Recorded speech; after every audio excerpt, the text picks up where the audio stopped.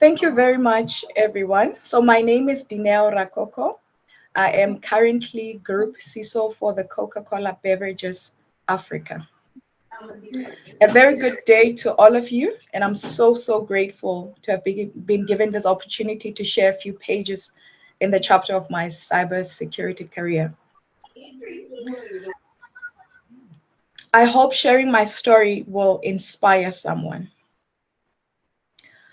So my journey in IT began in 2006, shortly after I graduated from varsity. I joined an organization called Ceres Beverages Company, um, which ironically produced Pepsi at the time, and now I work for Coca-Cola. I joined that organization and they used to call us IT generalists. I say generalists because at the time, there was no title for us other than being referred to as the IT guy, or sometimes if I got lucky, I would be called IT girl. I guess that's what you get for being Jack, or maybe Jacqueline of all trades and master of none. Prior to that, though, I was holding part time jobs in office administration. From there, I learned a skill that I grew to appreciate years later when I actually had to write reports in English versus system generated reports that most of you are used to obtaining by just a click of a button. A skill that assisted me to translate very complex technical reports into language that is palatable to business. In 2009, I landed a job in an audit firm where I graduated from being the IT guy or girl to IT technicians, and I was responsible for all things first line and second line support. I was then later during that tenure spotted by an Indian man, his name was Ilyas, who became one of my mentors. I was lucky in a sense that, contrary to the norm, my cyber career was actually nurtured by men. Philip mentioned earlier that it's very difficult, as a woman, but also as a person of color to join this industry. I guess it's good for me to highlight the men that actually shaped my career. Women usually face a level of, I'll call it imposter syndrome, for a lack of a better word, in this male dominated industry. He saw what I never saw in myself. While I was doubting my technical competencies, he made me believe that I have what it takes to thrive as an African woman in the cyber security profession. He planted a seed of passion that later opened all doors that led to my current role. As the first woman to join the cybersecurity team under his leadership, he sharpened me, made me work harder than everybody else. I learned everything there was to know about configuring firewalls, VPN appliances, full disk encryption, and dealing with the blue screens from hard drives that failed, due to encryption errors, due to TPM chip compatibilities. And I had it all from yelling executives whose laptops died in my hands. I was getting my hands a lot dirty during those days as part of the cyber incident response team. These were the days of Heartbleed, Poodle, Blue Sky. Well, now I think I've successfully revealed my age. I must say, though, that life was much better before the days of WannaCry and all horrors that crept into the security threat landscape. Make no mistake, I had a fair share of mishaps from clicking, I don't know, shutdown to restart, versus the restart button on a server, up to deploying security patches that broke mission critical systems, getting a warning or two for implementing unauthorized change in attempt to remediate a zero-day vulnerability. I'm sure a couple of you can relate. Needless to say, though, all these mistakes were necessary to teach me the lessons, some more humble than others, that shaped the cyber professional that I am today. Lessons that I now cherish. A few years later, my boss resigned, and guess who they picked to fill his shoes? I was then seconded to act in his role as information security manager. In the same year, I got married.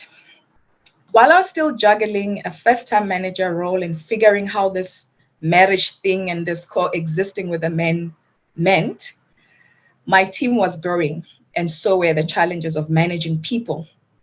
I mean, I was a technical specialist transitioning from managing system to managing humans. At least I could fix systems by pressing three keyboard buttons, right? Control, Alt, Delete. How I wish I could reboot humans, especially during those difficult conversations, when we discuss performance review or dealing with very difficult employees. As if my husband didn't see how interesting my life was already, he decided to get me pregnant. I'm sure some of the ladies in this forum can relate. And when my baby was 6 years old, it was time for me to go back to school to pursue my postgraduate degree in information technology. The pressures were mounting. And it was at this point I have to make some difficult decisions. When the job finally was advertised that I was acting in, I did not apply. The focus on raising my baby and devoting myself back to my family became a priority. The decision, though, to become a good mother and a wife did not win me any shiny medal. Instead, it led to other new challenges altogether. My colleagues thought I was demoted and all sorts of other corridor talks. Sometimes in life, in order to take one step forward, one must take a few steps backwards. When I was in this role, I was a best breastfeeding mom, and I used to go to the server room to express. Moms in here would probably understand what that exercise looks like. Sometimes during these breaks, they were becoming quite awkward because, a few times other people walked on me in the server room trying to express. It was during this time when I started being vocal about issues of women in corporate workplace and started a movement for the company to actually have express room dedicated at breastfeeding moms. I later joined the City of Johannesburg municipality to take on a role as head of information security and GRC.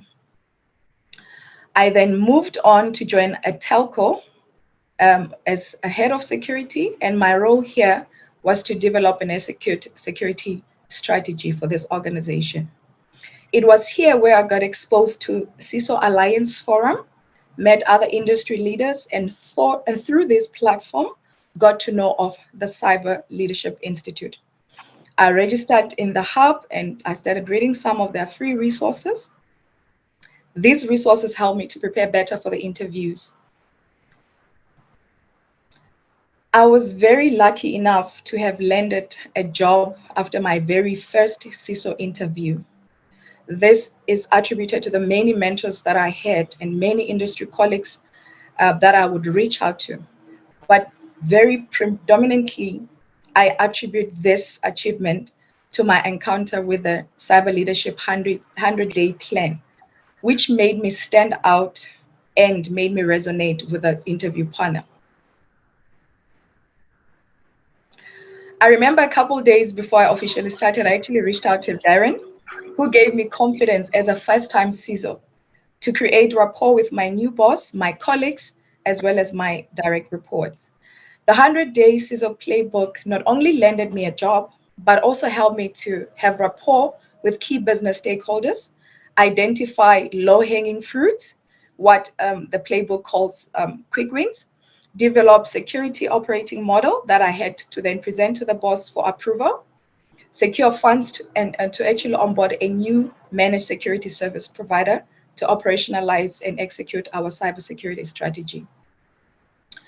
Thanks to the 100-day toolkit, some of the key highlights in the past 6 months in my journey as a CISO, first-time CISO, for a global brand for that matter. So some of the achievements really I totally attribute towards Daryl and team, as well as the cyber leadership guidance and the toolkits that I had exposure to. Some of these key highlights include closing of all open audit findings, making sure that cybersecurity awareness was actually made mandatory training and formed part of learning and development. We recently performed our cyber crisis simulation for the executives. We've also identified crown jewels and started mapping appropriate security controls and ensuring that we refine our disaster recovery capability to make sure that it's catered for the mission critical services. Throughout my journey, I obtained a few industry certifications, but I also started to heavily participate in professional bodies and other cybersecurity movements. I'm a standing member of ISACA. I'm also a member of the CISO Alliance, which is a local chapter in South Africa. The head office is in UK. I'm also part of the Journeys to Inspire movement, but also Women in Cybersecurity local chapter. All of these platforms have given me an opportunity to drive the women in tech agenda. I firmly believe that when one door opens, I must hold it wide open for five or more people, professionals, especially women in the industry. I would like to challenge you to do the same. Each one touch one. All the roles that I have held in the past prepared me for this very moment. I would like to encourage you to stay the course and run the race. And know that no matter how challenging life can be, all things work together for good. As I quote my current boss's favorite words, there's method to the madness. I hope I inspired someone, and I hope you will continue to strive to become the best cyber professional you are in your pursuit to land the ultimate CISA role. I thank you all.